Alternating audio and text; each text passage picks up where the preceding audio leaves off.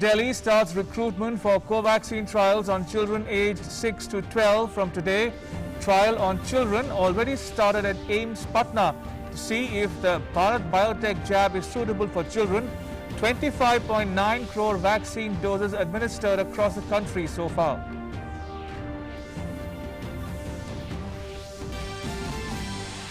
India reports over 60,000 daily new cases in the last 24 hours, the lowest after 75 days. Active caseload also declines to 9.13 lakh. Daily recoveries continue to outnumber daily new cases for the 33rd consecutive day. Over 26.69 crore vaccine doses provided to states and UTs. Parliament Standing Committee on Information Technology summons representatives of Twitter on 18th June to discuss the issue of protecting the rights of citizens and preventing misuse of social media, as well as the issue of women's safety in the digital space.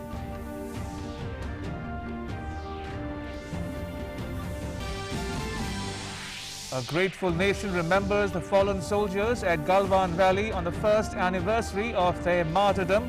Chief of Army Staff General M.M. Naravane and all ranks of the Army pay tribute to the martyrs.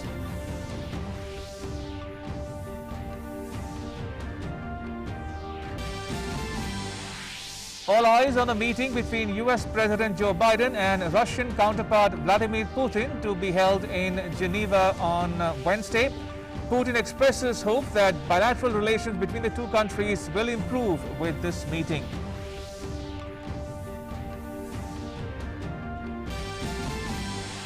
And in sports, Euro 2020's Group F competitions to begin today. World champions France and Germany will be face-to-face, while defending champion Portugal will lock horns with Hungary in the group of death today.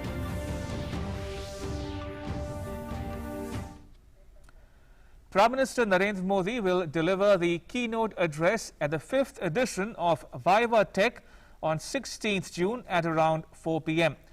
The PM has been invited as a guest of honor to deliver the keynote address at VivaTech 2021.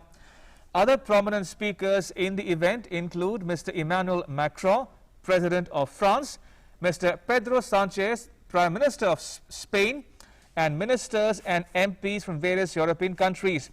The event will also witness the participation of corporate leaders such as Mr. Tim Cook, CEO of Apple, Mr. Mark Zuckerberg, Chairman and CEO Facebook, and Mr. Brad Smith, President Microsoft, among others. Now, VivaTech is one of the largest digital and startup events in Europe, held in Paris every year since 2016. The 5th edition of VivaTech is scheduled to be held between 16th and 19th of June.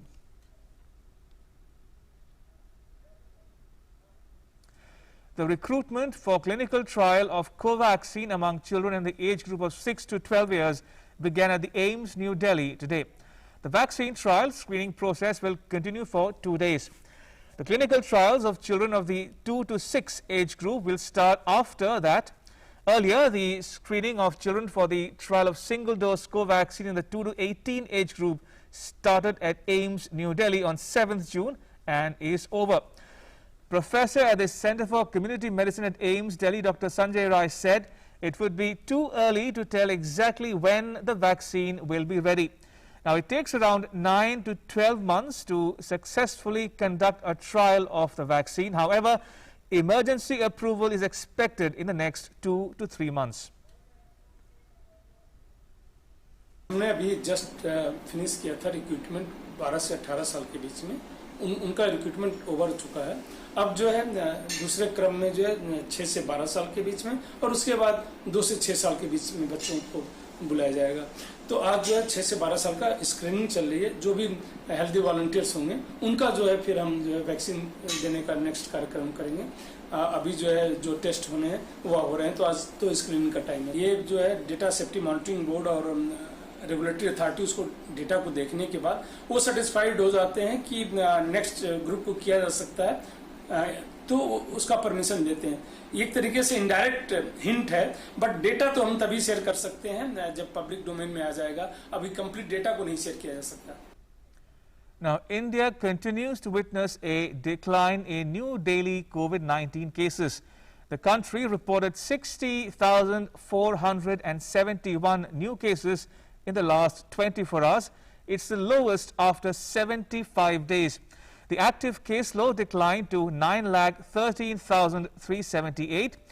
Daily recoveries continue to outnumber daily new cases for the 33rd consecutive day. Now, as many as 1,17,525 patients have recovered during the last 24 hours. So far, a total of 2,82,80,472 patients have recovered across the country. The country's recovery rate increases to 95.64%, and the weekly positivity rate dropped to less than 5% and is currently at 4.39%. The daily positivity rate is now at 3.45%, less than 5% for the 8th consecutive day. दिनों से continued basis पर देश में 5% से भी कम positivity note की जा रही है और अगर पिछले 24 घंटे की केस पॉजिटिविटी को एनालाइज करें तो it has come down to as low as 3.45%, जो भी करीब पिछले 3 माह बाद हम देश में इस टाइप का ओवरऑल स्टेटस नोट कर रहे हैं। साथ ही हमने देखा है कि ऑलमोस्ट हर स्टेट्स में पॉजिटिविटी में जो ड्रास्टिक रिडक्शन हुआ है उसके तहत 16 स्टेट ऐसी हैं जहां पर की वीकली पॉजिटिविटी अब 5% से भी कम हो गई है। Niti Aayog member Dr. V.K. Paul said that amid unlocking and the opening up of markets, people should maintain social distancing. He also said that the vaccination process in India is expected to scale up in the coming week with renewed energy. He also said that Novavax COVID-19 vaccine to be produced in India soon by the Serum Institute. That this vaccine is very safe and this vaccine is highly effective, more than 90% as you heard. But what makes this vaccine relevant for today, in order to mention this, is the fact that this vaccine will be produced in India. There is preparatory work already accomplished by the Serum Institute. They are in collaboration with the original company. And in fact, as you know, they are also conducting a bridging trial already, which is in advanced stages of completion. So the efficacy and positive results of this study augur very well for our nation. India also continues to cross new milestones as far as vaccination drive is concerned. 25.9 crore vaccine doses have been administered so far under the nationwide vaccination drive. Out of this, more than 39.27 lakh people were vaccinated in the last 24 hours alone. The central government continues to provide COVID vaccines through free of cost channel and through direct state procurement category to states and union territories. In all, over 26.69 crore vaccine doses have been provided to states and union territories so far. Of this, the total consumption including wastage is around 25.67 crore. Over 1.05 crore COVID vaccine doses are still available with the states and union territories for administration.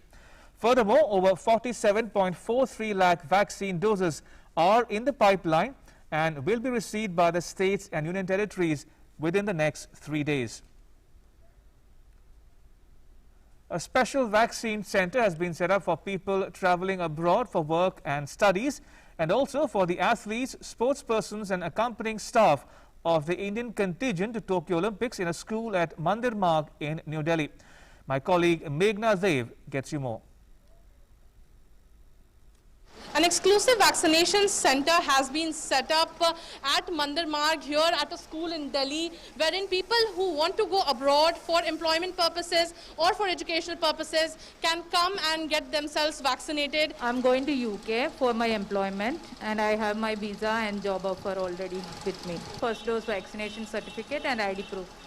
I work in Ireland, so I have to go back and join my work there. I have got my job offer letter just to prove that I work there and my work permit and all of that. I'll be joining my consulate there. I'm in Ministry of External Affairs. And the reason why I want this is because otherwise there's quarantine, institutional quarantine. So this helps reduce that time, and I can join my duty much sooner. Everything has been informed on the website. So even I've got my visa, my passport, and my transfer orders. I am a student. I'm flying to Canada, so I have got around 35 days. I've been over for my vaccination. Although things will be done. Getting it done there, it's better that we should get it done in India. I have got all the documents with me. I'm carrying a whole lot of documents so that I don't get stuck. For more on how the vaccination center here is being managed, we have Mr. Anand with us, who is the nodal officer. Sir, I would like to know what all arrangements have been made here, because here the verification process is quite different from, other vaccination centers. So how are you coping up with it? Every person should have one document which should prove that the person going out is for these three reasons. Whether it is for education, if it's for education, he has to have a letter from the college, admission letter, or that he has to reach there before the 31st of August. The classes would be beginning. Or if he was a student already there and he had the next semester is starting, same ways for jobs, there has to be an appointment letter that the person has to join the job before 31st of August. Or even if somebody has an interview abroad, if it's not an online interview and the person has to appear personally for the interview, he has to have the letter, that interview call letter. That is sufficient. The third is Olympics. Then again, there is a letter that that person is going for Olympic work, whether contingent or Olympic related, then that letter is issued by the Ministry of Sports. That letter has to be there. The genuineness of the documents is to be verified. Per day, how many vaccines are being given here? 200 doses per day for people above 18 to 44. And then 45 plus, we have another category. There also we have around 100 slots, whosoever comes. So overall, we have around 300 slots. The people who want to go abroad can get their vaccine jabs easily and faster.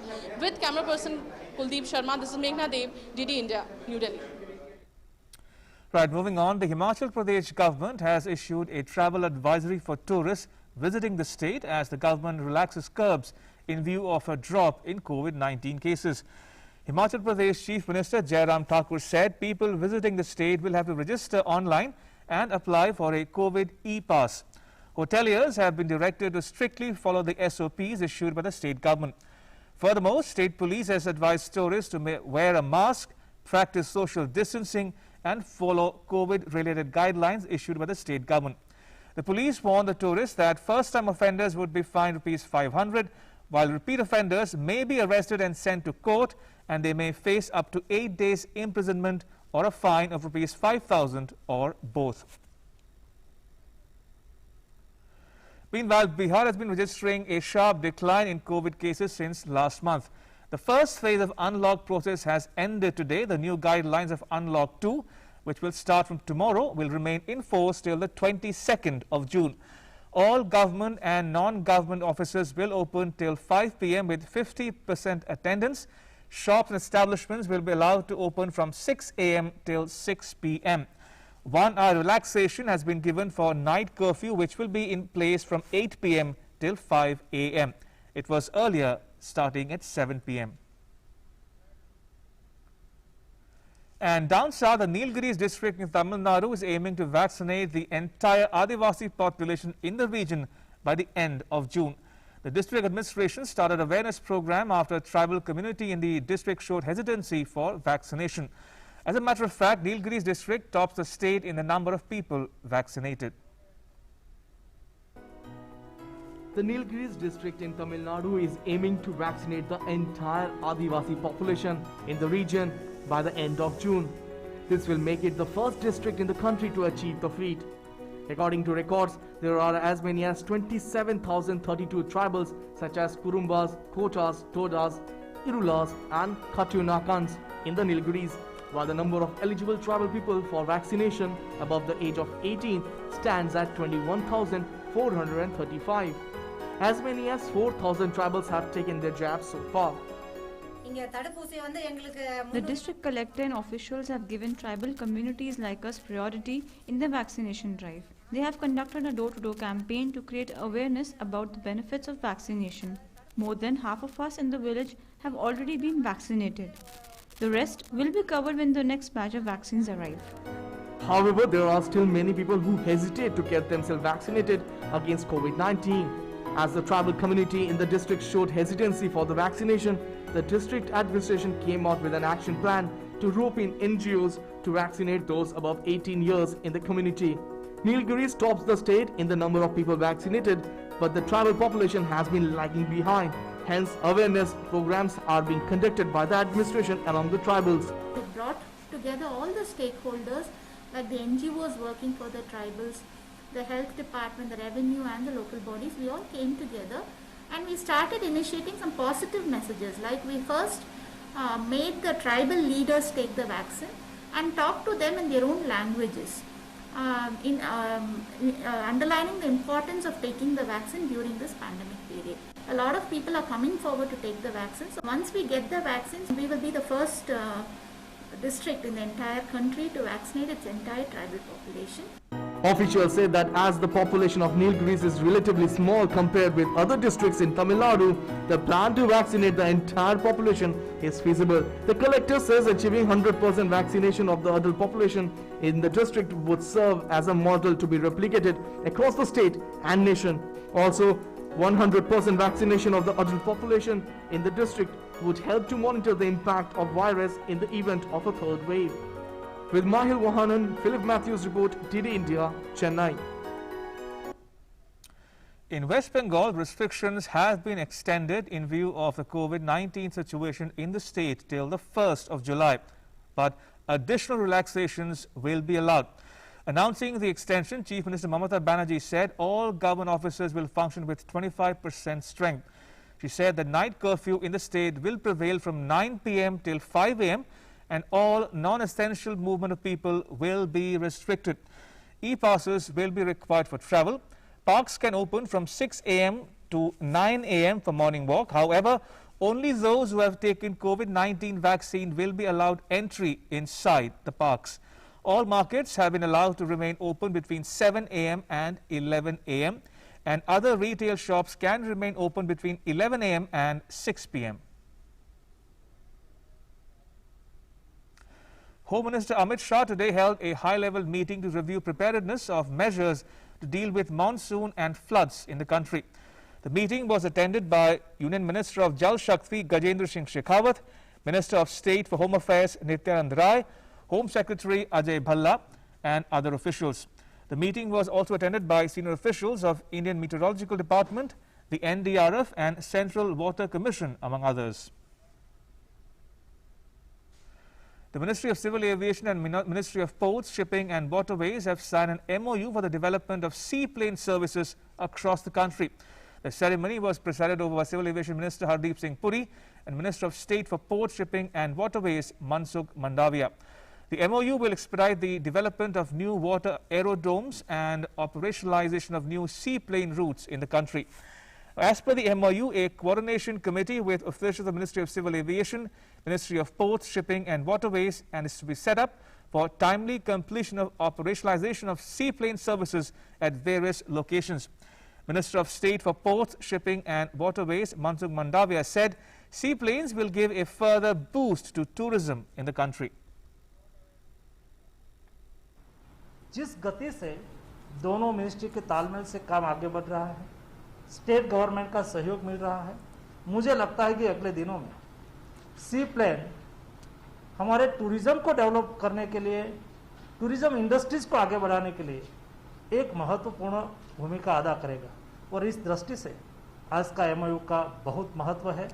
अगले दिनों में तीनों ministry साथ में मिलकर एक नई क्षितिज को एक्सप्लोर करके अपॉर्चुनिटी, टूरिज्म की अपॉर्चुनिटी को अवश्य एनकेज करेंगे।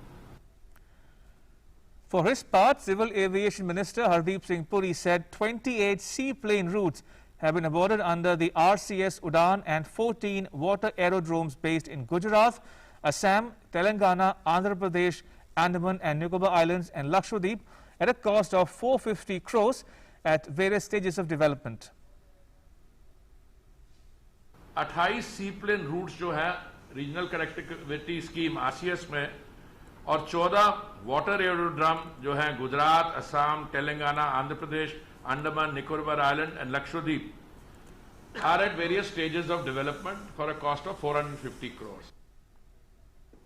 Moving on, Union Minister for Tribal Affairs Arjun Munda inaugurated the new head office of Tribal Cooperative Marketing Development Federation, or TRIFED, at the NSIC Business Park in Okla Industrial Area in New Delhi.